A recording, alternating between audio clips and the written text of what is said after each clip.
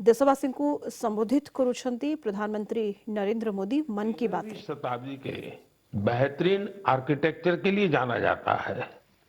इन मंदिरों को यूनेस्को से मान्यता मिलना मंदिर निर्माण की भारतीय परंपरा का भी सम्मान है। भारत में अब वर्ल्ड हेरिटेज प्रॉपर्टीज की कुल संख्या 42 हो गई है। भारत का प्रयास है कि हमारे ज्यादा से ज्यादा ऐतिहासिक और सांस्कृतिक जगहों को वर्ल्ड हेरिटेज साइट की मान्यता मिले। मेरा आप सबसे आग्रह है कि जब भी आप कहीं घूमने जाने की योजना बनाएं तो ये प्रयास करें कि भारत की विविधता के दर्शन करें। आप अलग अलग राज्यों की संस्कृति को समझें, हेरिटेज साइट्स को देखें। इससे आप अपने देश के गौरवशाली इतिहास से तो परिचित होंगे ही, स्थानीय लोगों की आय बढ़ाने का भी आप अहम माध्यम बनेंगे।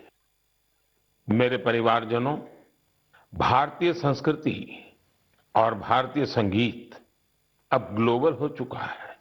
दुनिया भर के लोगों का इनसे लगाव दिनों दिन बढ़ता ही जा रहा है।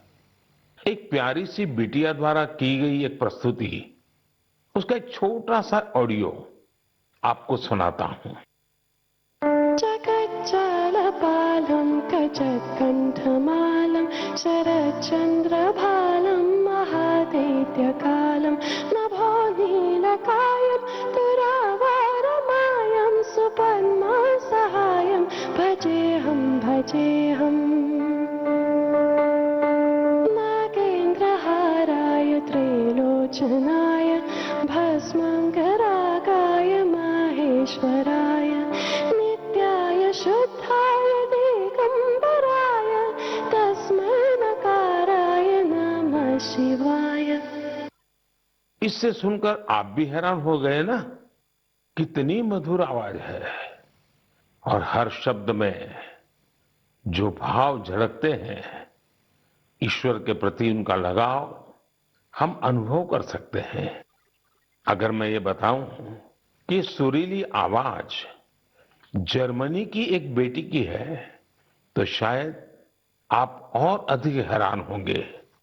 इस बिटिया का नाम कैसमी है।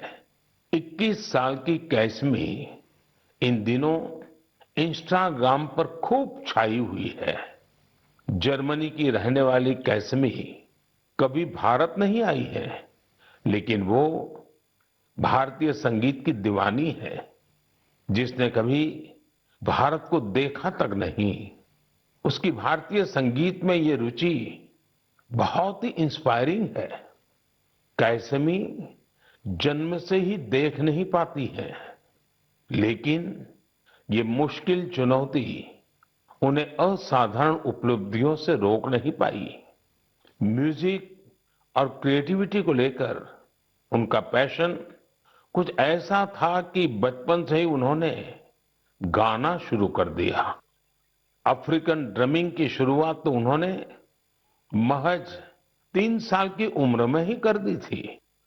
भारतीय संगीत से उनका परिचय 5-6 साल पहले ही हुआ। भारत के संगीत ने उनको इतना मोह लिया कि उसमें पूरी तरह से रम गई। उन्होंने तबला बजाना भी सीखा है। सबसे इंस्पायरिंग बात तो यह है कि वे कई सारी भारतीय भाषाओं में गाने में महारत हासिल कर चुकी है। संस्कृत, हिंदी, मलयालम, तमिल, कन्नड़ या फिर असमी, बंगाली, मराठी, उर्दू, उन्होंने इन सब में अपने सुर साधे हैं।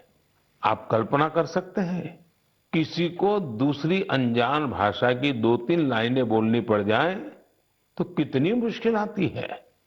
लेकिन कैसमी के लिए जैसे बाएं हाथ का खेल है। आप सभी के लिए मैं यहाँ कन्नड़ा में गाए उनके एक गीत को शेयर कर रहा हूँ। ನಮ್ಮ ವಚನ ಬಹುವಚನ ನುಡಿರು ಕನ್ನಡ ನಡೆಯಿರೋ ಕನ್ನಡ ನಮ್ಮ ವಚನ ಬಹುವಚನ ನುಡಿರು ಕನ್ನಡ